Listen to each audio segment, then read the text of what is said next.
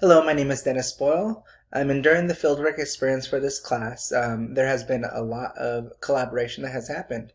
As my evidence-based practice focuses on social skills, which is an area I do not have much experience teaching, I reached out to fellow colleagues of mine to gain more knowledge.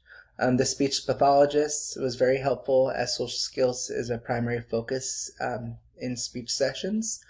In addition, I collaborated with the school psychologist and as well as other special education teachers.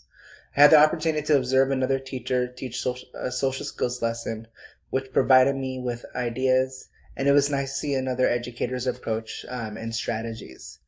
In addition to seeking support from others in in learning more about implementing social skills in my classroom with my students, collaboration amongst my classroom team was required as well. And not only did my instructional aides help collect data before and after teaching social skills to my students, but they also help play an important role in help teaching different scenarios during social skills. My students were able to watch staff provide real-life examples of social situations.